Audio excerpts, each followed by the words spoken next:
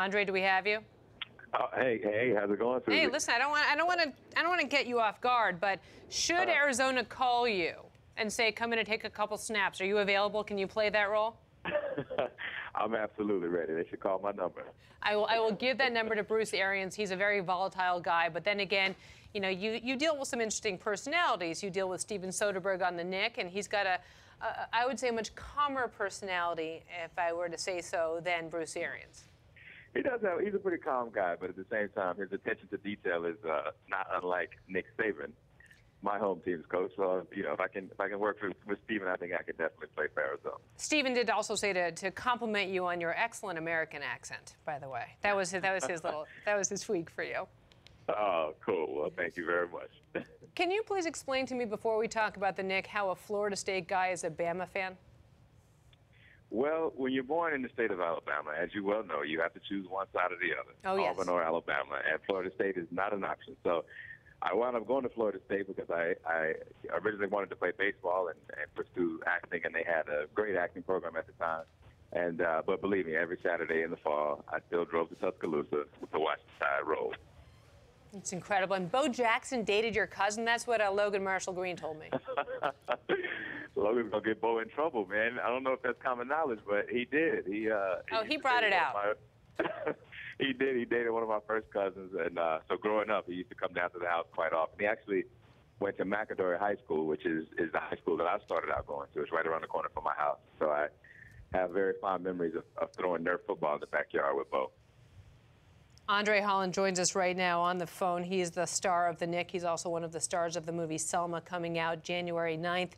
What's it like for you as a Bama fan to see not only a Heisman finalist, but also your team competing in this first ever college football playoff scheme? I love it. You know, I think early on in the season there was a lot of talk about us, you know, not having the team that we had last year and not really being a contender. And you know, after the first couple of games, I think with Blake under center, there was still some questions. You know, so I love the way the team has grown. I love the way Blake has grown as a quarterback. The season that Amari Cooper has had is just outstanding. So it's been a really wonderful season. I had a chance to catch a couple of games, and you know, I can say firsthand, man, the team has really grown over the past weeks, and I think we have a great shot going into New Orleans. You went on the road to West Virginia, Tennessee, and the Iron Bowl. Iron Bowl, though, a little bit of a sketchy performance from you guys. Well, the first half was sketchy. It definitely was, but I think there were some. Look, first of all, I think Auburn's a great football team. I think they have a wonderful athletes, and everybody gets up for the Iron Bowl, man. It's the greatest. It really is. Every year, yeah. So, but I was most impressed with the way that Blake played that second half, and Amari stepped up and the defense kept us in the game. You know, it was an exciting night. Chris Brockman here at the Rich Eisen Show. He always talks about sneaky good games. This Alabama-Ohio State game, and Ohio State has a way of clinging and staying into the picture. What are you expecting from this first game? Well, I think they're going to come with their best, man. I think they've got a really great football team, and like you said, I think they're sneaky good. Sneaky good. To be perfectly honest, I haven't really had my eyes on Ohio State all this year. You know, I've been looking at Florida State and Oregon and Mississippi State, of course, and Ole Miss during the middle part of the season when they were, you know, where they were. But Ohio State, I think, is sneaky good, and I think it's definitely going to be a dogfight for sure. Have you met the ball coach? Have you met Nick Saban? I have not met the ball coach. I would love to meet the ball coach one of these days.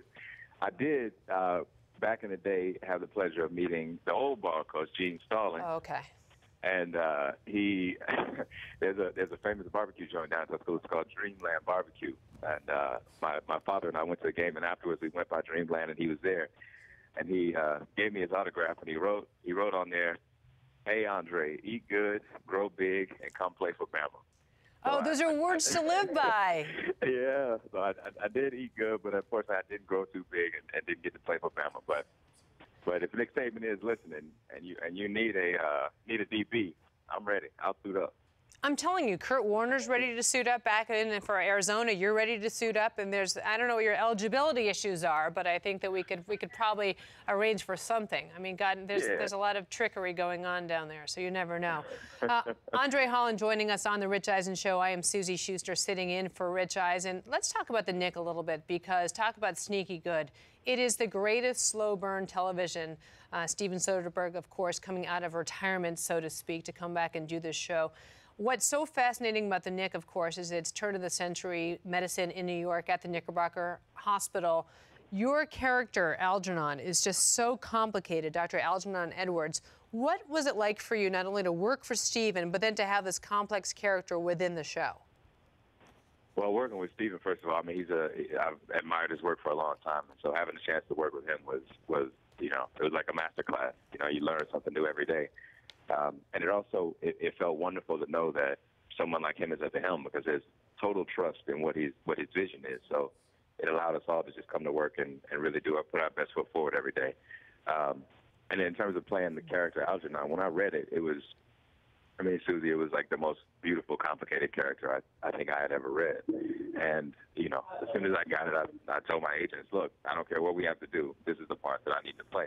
And I think having grown up in Alabama, I had a lot to lend to it in terms of understanding what the sort of, racial politics would have been at that time. And again, it just, as you say, it was a beautiful slow burn, man. It's a character that revealed itself over the course of 10 episodes. And I think coming in season 2, when we start shooting in a couple of months, I think there's going to be even more that's going to be revealed about the character that'll keep people watching. Oh, your performance in it is glowering. I mean, it's so strong. It's really exciting to watch, I have to say. And the last shot, I won't say anything for those of you who haven't seen this show, The Knick, but you need to see it because the last shot of season 1 is incredible. It gives you the chills. You brought up a really interesting segue, and that is to Selma, of course, another politically racially charged movie that you're a part of right now. Yeah, it's been a great year, I have to say. Selma is a film that is about the passage of the Voting Rights Act. So it's set in 1965 in Selma, Alabama.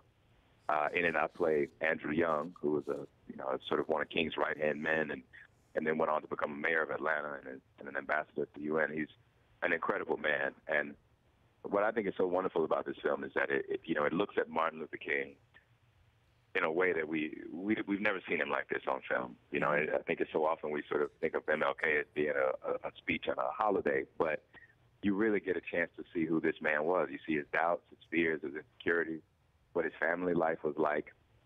And then not only that, but you get to see sort of glimpses of all the other people who were part of the civil rights movement, Andrew Young, John Lewis, Diane Nash, the women who were a part of it. I mean, so many people from history who contributed so much.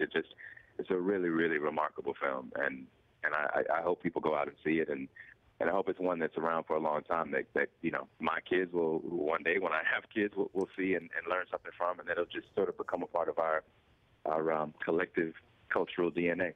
The lexicon, if you will. Exactly. Thank you so much for your time. Hopefully when you're out next time, you and Logan will come in. Logan will promote his new show. You'll promote The Knick. You'll promote whatever else you're up to. But we can't wait to follow your career. And so appreciate your time. And good luck on the first. Thank you so much. I appreciate it. And I wouldn't be doing myself justice if I didn't say one last thing. Yes. Roll Tide. Oh, I saw that coming. I saw that coming. Good luck. You enjoy yourself. And we really appreciate your time again on The Rich Eisen Show. Thank you. Take care, you guys. Talk to you soon. That is, again, Andre Holland. He is on The Knick on Cinemax. The Rich Eisen Show, weekdays at noon Eastern. On Audience.